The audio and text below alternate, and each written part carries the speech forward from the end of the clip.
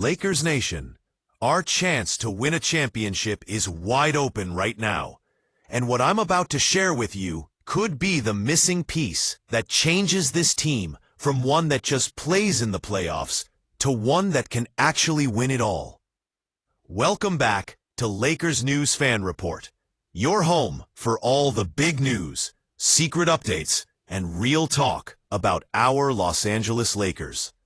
Today, we're going deep into a possible trade that's getting serious talk from people inside the league.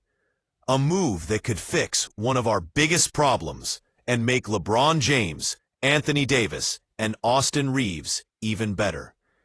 This isn't just guessing or hoping. This is a real chance that could reshape our whole season. And you need to hear every detail because it's a huge deal. Let me start by saying where we are right now as a team. The Lakers are off to a strong start this season. We're seeing flashes of greatness, moments where this team looks like it can play with anyone. LeBron is still beating old age, putting up numbers that shouldn't be possible for someone his age. Anthony Davis is playing at an MVP level when he's healthy, taking over on offense and defense. Austin Reeves has become a real third star, a player who can make his own shot and help others score. The pieces are there, the talent is real, and the potential is big. But here's the truth that every serious Lakers fan needs to accept. We're not quite there yet. When you watch us play against the very best teams in the league, the teams that are real favorites to win the championship, there's still a small gap. It's not a huge gap, and we can definitely close it. But it's there. We see it in certain parts of the game, in certain matchups, in important moments when we need something extra to get us over the top. The bosses know it. The coaches know it. And if we're being honest with ourselves, we all know it, too. The question isn't if the Lakers need to make a trade. The question is, what kind of trade makes the most sense? What type of player fixes our needs without messing up the team chemistry we've built? And what deal can we actually do, thinking about what we have to trade and the salary cap rules? These are tricky questions. But there's one name that keeps coming up in talks among people in the league. One player whose skills are a perfect fit for what we need. And one possible trade idea that's starting to get real attention. Before I say who this player is, let me explain exactly what the Lakers need to take that next step. First and most important, we need steady protection at the basket and a player who can jump high to catch passes. Anthony Davis is amazing, but he can't do everything on defense. He needs a partner in the front court who can protect the paint, block shots near the rim, and scare other teams so they don't just drive to the basket. On offense, we need someone who can finish alley-oops, roll hard to the basket, and create easy chances in the pick-and-roll game. We need a big man who doesn't need special plays called for him, who can score from right under the basket, and who can make the most of LeBron and Reeves' passing skills. Second, we need someone whose contract makes sense for our money situation. We can't take on a huge long-term contract that traps us for the future. We need a player on a reasonable deal, someone who gives us good value without costing a fortune, and whose salary we can match without giving away our whole team. This is where it gets tricky because finding a player who checks all these boxes and is actually available is very hard.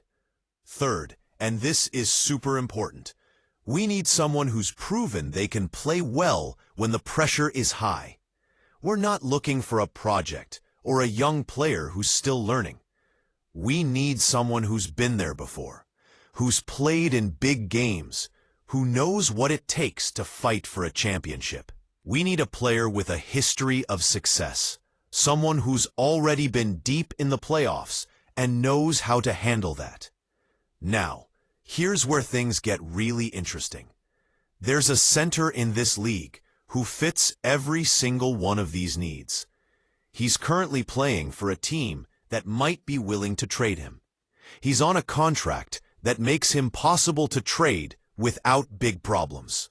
He's proven he can be great at the exact job we need him to do. And he has championship experience, having played in the NBA Finals just last season. This player has been on the list of Lakers decision-makers. And according to real sources in the league, there's real interest in looking at a possible trade. I'm talking about Daniel Gafford of the Dallas Mavericks. Yes, the same Daniel Gafford who was a key player for Dallas in their run to the finals last year. The same player who did great next to Luka Doncic in the pick and roll, who gave amazing rim protection, and who finished shots near the basket at a super high rate. This is a player who's proven he can play at the highest level, and he might be available. Let me explain why this makes so much sense from many angles. First, let's talk about Gafford's skills and how they fit what the Lakers need. Gafford is one of the most efficient scorers near the basket in the whole NBA. Last season, he shot over 70% from the field, which is absolutely top level. He doesn't need the ball in his hands to be useful. He's great as a roller, catching lobs, finishing easy passes, and getting offensive rebounds. This is exactly the type of player who makes LeBron's passing even better. Imagine LeBron running a pick and roll with Gafford, rolling hard to the rim. That's an automatic basket or a defensive mistake that creates open shots for our shooters. Gafford is also a top-level rim protector. He averaged over 2 blocks per game last season, and his defense changes the whole look of a defense. When Gafford is on the floor, other teams have to change their whole offensive plan. They can't just drive to the basket freely. They have to think twice, pause for a second, and that small moment of doubt is often the difference between a made basket and a blocked shot. Putting Gafford with Anthony Davis would give the Lakers maybe the best rim-protecting pair in the whole league. Think about how powerful that front court would be on defense. Think about how hard it would be for other teams to score in the paint. The fit with Austin Reaves is also perfect. Reaves has become an excellent pick-and-roll player, but he needs the right kind of big man to make that skill work best. Gafford is that guy. He sets strong screens, rolls hard with a purpose, and finishes every shot around the basket. The Reaves-Gafford pick-and-roll would become one of our best offensive plays, something we could use in important moments when we need a basket. This isn't just a guess, either. We've seen Gafford do this exact thing with Luka Doncic in Dallas. He knows how to play this role at a top level. Now, let's talk about the contract situation, because this is where it gets even more interesting. Gafford signed a 3-year, $54 million extension with Dallas back in July. Here's the key detail. That extension doesn't start until the 2026-27 season. This was done on purpose to keep him able to be traded. The deal was made a certain way to avoid the normal 6-month no-trade rule that usually comes with extensions. What this means is that Gafford can be traded right now without any contract problems. Dallas kept their options open, and that could help the Lakers. The question becomes, why would Dallas trade Gafford? They just made the finals with him as a key player. He's been good. He fits their system, and he's on a reasonable contract. What's changed? Well, a few things. First, Dallas has other options at the center position. They have other big men who can fill that role. Second, and this is important, the Mavericks might be looking to change their team a little to add different pieces that fit better with their main players. Third, if they get the right offer, if a team is willing to give up good things for Gafford, Dallas might decide that trading him makes sense for their long-term plans. This is where the Lakers come in. According to people inside the league, specifically Jake Fisher of Bleacher Report, who knows a lot about these situations, the Lakers have picked out Gafford as a possible target. Fisher said that LA is looking for exactly the type of player Gafford is, a pick-and-roll, lob-catching threat who can play with their passers. Someone who's proven they can do that role at the highest level. And here's the best part. Fisher specifically said that Gafford's contract setup makes him a perfect trade target compared to other centers who might be available. So, what would a possible trade look like? This is where we have to get into the details of matching salaries and making a deal that works for both teams. Fisher said Rui Hachimura is the main piece the Lakers would probably need to include. Rui makes about $17 million this season, which gets us close to Gafford's current salary of around $13 million. To make the money work perfectly, the Lakers might need to include another piece. Maybe Gabe Vincent, who has a contract worth around $11 million per year. Now, I know what some of you are thinking. Rui Hachimura has been solid for us. He's a flexible forward who can guard different positions, hit open threes, and give us scoring. Why would we trade him? It's a fair question, and it's one the Lakers bosses are surely thinking about. But here's the reality. If you want to get better at center, if you want to add a player who fixes a more important need, you have to give up something good. Rui is that good piece, and while losing him would hurt, the upgrade from our current center group to Gafford might be worth it. Think about what the team would look like with Gafford. You'd have Anthony Davis at power forward, Gafford at center, LeBron running the offense, and the spacing around them would still be good. You'd have amazing rim protection, great rebounding, and a lob threat that defenses have to watch on every play. The pick-and-roll game would be unstoppable. LeBron with Gafford, Reeves with Gafford, even D'Angelo Russell with Gafford. Every one of those combos gets more dangerous with a top-level roller finishing at the rim. Defensively, the impact would be immediate and obvious.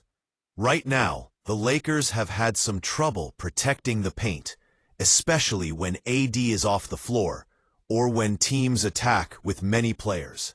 Gafford solves that problem. He's a full-time rim protector who can be the main defender for many minutes. He lets AD move around more to help his teammates, to be more aggressive, knowing there's another great shot blocker behind him. The defensive flexibility this gives us is exactly what championship teams need. There's also the bonus of championship experience. Gafford just played in the NBA Finals. He knows what that feels like. He's been in those high-pressure games where every play matters.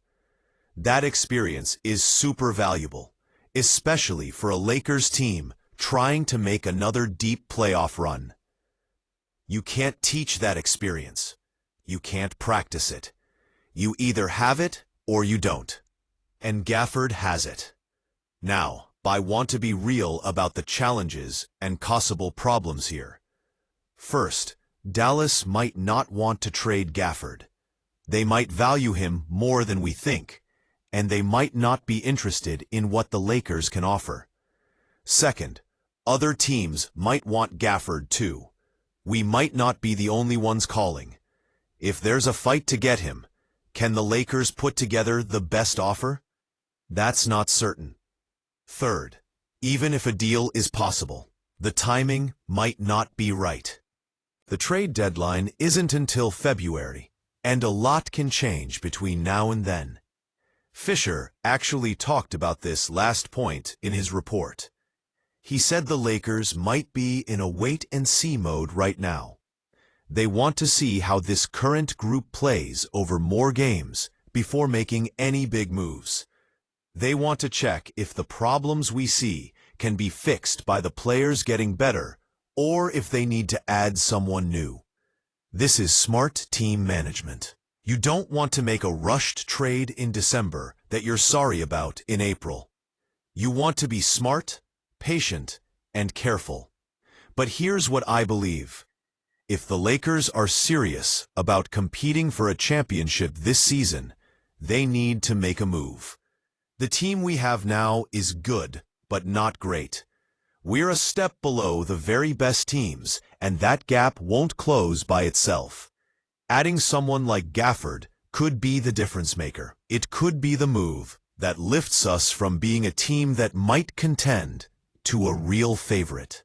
And if that chance comes up, if Dallas is willing to trade and the price is right, the Lakers need to do it.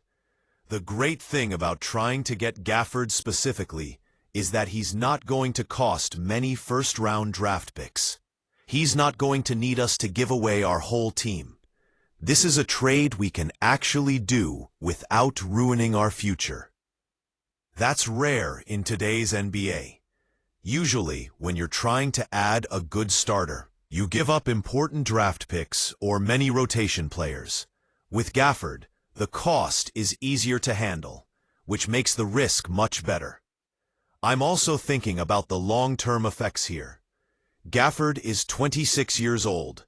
He's entering his best years. If this trade happens, he's not just a rental for this season. His extension starts next year, and you'd have him signed through the 2028-29 season. That's 4 years of good value play at the center position. That's 4 years of great rim protection and efficient scoring. That's 4 years of a player who fits perfectly with whatever Lakers team we have in the future. Even as LeBron gets older and eventually retires, even as the team changes, Gafford would stay a valuable piece. The more I think about this possible trade, the more sense it makes. The fit is perfect. The contract works. The cost is reasonable. The timing could match up if Dallas decides to trade him. Everything points to this being a real possibility. And that should make every Lakers fan excited. This isn't some far-fetched trade idea that has no chance of happening. This is a real target with real interest and a real way to make it happen. Of course, nothing is guaranteed in the NBA. Trades fall apart all the time. Teams change their minds. Players get hurt. Things shift. But the fact that real people in the league are connecting the Lakers to Gafford, the fact that the contract setup makes it possible, the fact that the fit is so clear, all of that tells me this is something to take seriously. This is something the Lakers are really looking into, and it's something that could happen before the trade deadline. I want to hear from you, Lakers Nation. Do you think Daniel Gafford is the right target for this team? Would you be willing to trade Rui Hachimura to make it happen? Do you think Gafford's skills are exactly what we need? Or would you rather see the Lakers try to get a different kind of player?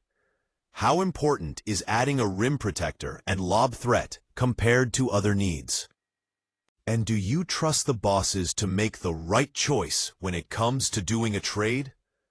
Put your thoughts in the comments below because I want to know what you're thinking about this possible move. If you want to stay on top of every bit of news about the Daniel Gafford situation, trade possibilities, roster moves, and everything else happening with the Los Angeles Lakers, you need to subscribe to Lakers News Fan Report right now. Hit that notification bell so you never miss an update. We're bringing you daily videos with secret info and deep talk you won't find anywhere else. Smash that like button if you're excited about the chance of adding Gafford to this team. And share this video with your fellow Lakers fans who need to know what might be coming. The more we grow this group, the stronger our voice is. I'll be back soon with more breaking news, more analysis, and more honest talks about this team we all love. Until then, stay focused, keep believing in what we're building, and let's trust that the bosses make the moves needed to bring Banner 18 back to Los Angeles. Lakers Nation, let's go. Thank you so much for watching. You guys are the best. We're doing awesome. Please subscribe if you like the videos. Thank you again. See you in the next one. Have an awesome day.